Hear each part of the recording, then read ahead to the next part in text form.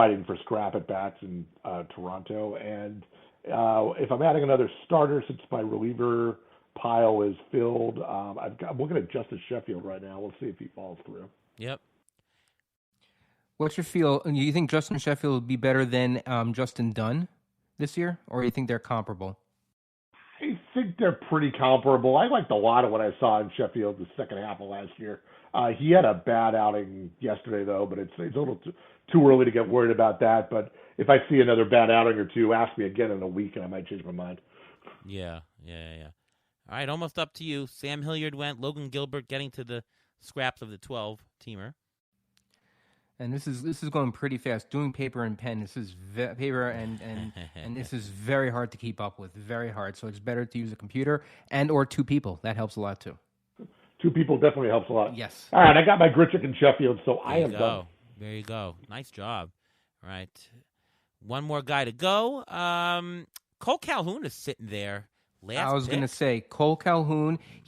I think he's only going to miss like the first 2 or 3 weeks of the season, and there's really no one who can secure the outfield job there. So I think I like him. John Birdie qualifies at second, and outfield can give you an instant boom in stolen bases. That's interesting for this format. As your last pick, Kiner Falefa maybe he'll give you middle infield and corner eligibility. Any pitchers of interest before we pick Calhoun? At this point, not really. I've heard a lot of good news and good stuff out of Miami for Trevor Rogers, but I think he's more of a waiver guy anyway. Yeah. All right. I think we'll go there. It's almost up to up. Brian Reynolds, Hunter Renfroe, Oscar Mercado, Willie Adames went. Spencer Howard went. Howard, I believe, will not start the year in the rotation. Lucas Sims went. Getting there. 2 more picks to us. This should go really fast. Lucas Sims is in that battle there for possible closer as well in Cincinnati. Yeah, and Amir Garrett is not 100%, so he might go, as we said earlier today. Jorge Alfaro just went. Some people are picking their catcher last round. That was the last catcher taken. So good value for Alfaro there because he waited to literally his last pick. That was Nando DeFino who did that. And this is, this goes very quickly, and you have to stay on your toes. You have to know your guys, otherwise you're going to miss out on these guys. Yeah, J.A. Happ went. All right, Cole Calhoun is going to be ours. We'll go with him. Yes. And that will end our draft. Let's see what Cardi does, and then we'll recap our draft for everybody. Justin Upton, the last guy. Okay. All right, Ray, why don't you go first? Tell us how your team is, what you did right, what you did wrong, best pick, worst pick, things like that. Yeah, I've been doing 15-teamers all winter, so this feels really good by comparison, right? Yeah. I bet you everybody's draft board would feel pretty good. But I basically built this the way I like to. I got that broad base of offense early. I wasn't, ahead of the game on starting pitchers, getting my first starting pitchers in rounds 2, 6, and 10. Karinchak is, in round 9 for my closer. 1 is probably as early as I've gone on a closer this year. I just have not been buying the top tier. So, that leaves me with, 7 other bats. I got my 8 bats in 12 rounds, which is where I like to be. I don't love the end game. Haniger is a nice little injury upside play. Garver's a rebound candidate, but with Winker, Sano, Pham, Grichuk, that might be a little more, as a group, conservative than I'd like to be in a 12-teamer. I think in the 12-teamer, you always want to end up taking the bigger swings and just cut the guys if they don't work out. So this might have been a little, this is pretty well constructed for how I like it, but it might be a little conservative. Okay, best and worst picks of the lot?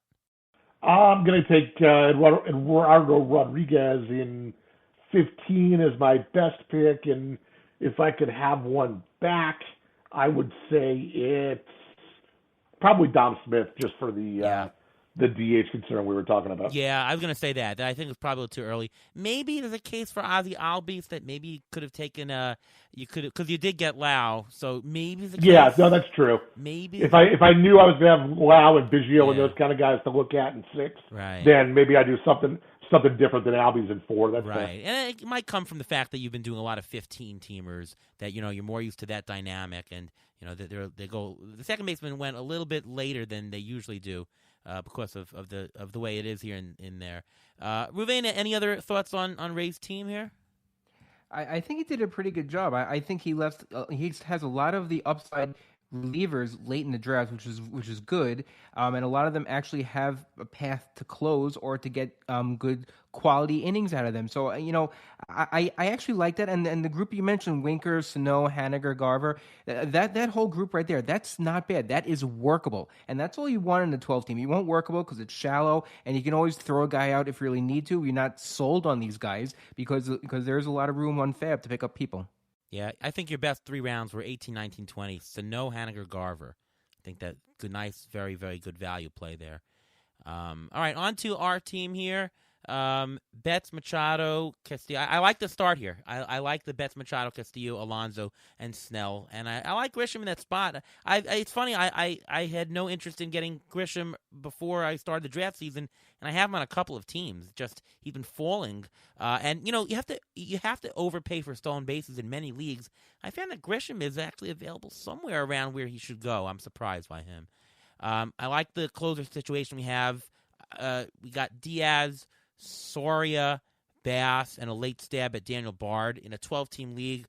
4 supposed number 1 closers is a great spot. I wouldn't play Bard the first week, but I'd probably hang on to him. The pitching staff is decent. Lamet is obviously the biggest question mark on our team, but value if he stays. Ruvain, best and worst picks you think we made? I think the best pick is in round 15, Michael Brantley. He's like a batting average stabilizer. You can pick up these low batting average, high home run guys off the waiver wire. And I don't like where we got Joaquin Soria. I think we could have waited another round or two to get him. And even David Fletcher. I think I probably would have taken a starting pitcher there instead, because if you look at the 2 rounds after that, a lot of pitchers went. So we probably could have bulked up. And David Fletcher may have fallen a little bit more. That's a good round point. 19. Good point. I like the Paxton pick. Round 22. I mean, this guy has, top 25 stuff. If healthy. We don't know that he's going to be healthy for a whole season. Any thoughts on our team, Ray? Yeah, I definitely agree with the Paxton pick. I like the Brantley pick, too.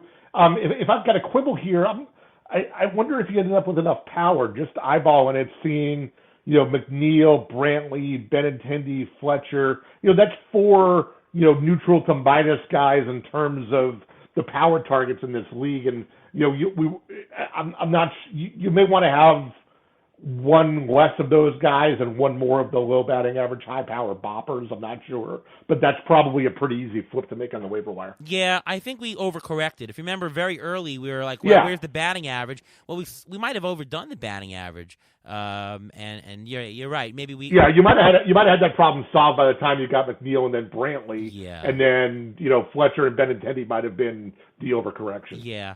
And of course the thing there is that it's more of an unbalanced categorical risk team, because now you've got some more batting average only guys, some more power only guys. You want to be a little bit more well rounded. We have a little bit more categorical risk than I'd like. Seems like a decent value, but yeah, maybe we overcorrected a little bit. But you know what? If you're going to overcorrect in any category, overcorrecting in batting average is probably the way you want to go, because on the waiver wire, you're going to get these low batting average, high homer guys. Totally. So yeah, you'll be able to collect the 240, 25 home run guys all season long. Yeah, correct. Yeah. And well, that's why the Bobby Dalbec pick and the Cole Calhoun at the very end, those guys can hit 25, 30 home runs each, easy, and that's power there also, and we got them very late. Yeah. All right. According to Fantasy Pros, Derek Hardy is the best team here. He is actually nicely ahead of us. We are the second best team according to this. Ray, you finished 7th here. Of course, these are according to Fantasy Pros, and these aren't exactly what's going to happen. That's why you play the whole season. But everyone's pretty much in the same. Or in this case, we don't. So that's the final word. That's true. This is the final word. So that's it. Cardi wins. Cardi is, by these projections, a step ahead of everybody. Most everybody is close in the pack. Clay Link and Nando Defino, very low according to this. Very possible because maybe they took some injury guys or some prospects. Guys like Jared Kelenic is probably not. Does not have a lot of projected playing time by projections, but we know he's going to play, so people are going to, in terms of projections, everyone's low on him, so he's going to come up. That's probably something that people should correct right away. If you're using projections or doing your own, you should probably over-project some of these guys like Andrew Vaughn, Jared Kelenic. Maybe not so much the Wander Francos, but those two for sure. But all right. Any final thoughts, Ray, on this? This was fun. Yeah, this was fun. This was a good hour and a half. I appreciate the invite and spending the time breaking it down with you guys. Good luck in all your leagues this year. Thank you. All right, why don't you just tell us where we can read your stuff, reach you, learn more about Ray Murphy. My columns appear in the general manager's office at baseballhq.com. You can find my work in the Baseball Forecaster book as well, and follow me on Twitter at RayHQ. All right, Ruvain, you? You can follow me on Twitter at MLB Injury Guru, where I'm tweeting out injury updates daily. And the next guy's up as well, and how long the players will be out. You can also catch my in-season article at RotoBaller, also discussing the same injuries, and the next guy's up. All right, and my name's Ariel Cohen. You can read my stuff at Fangraphs, CBS Sportsline, and RotoBaller. You can reach me at ATCNY on Twitter, and of course, listen to us every week at the Beat the Shift podcast. We've got a podcast planned for next week. I think we're going to skip a week as it's going to be heavy draft season, but we've doubled up on a bunch of episodes here, including this one-off episode of doing a mock draft. And thank you so much to Ray Murphy for joining this. This was a nice talk through. So yeah, hopefully the listeners here got a feel for how you think, what we think, and analyzing certain players as we go. Hope this was helpful. If you did, please give us a comment and let us know that you enjoyed it. If you didn't, let me know also.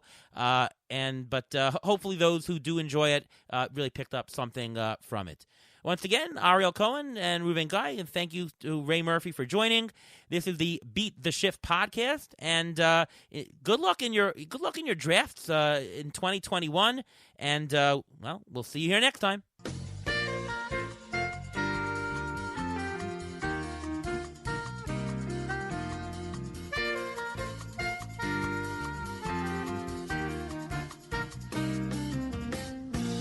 Thanks for listening to the Beat the Shift podcast presented by Fangraphs. Follow us on Twitter at beat_shift_pod.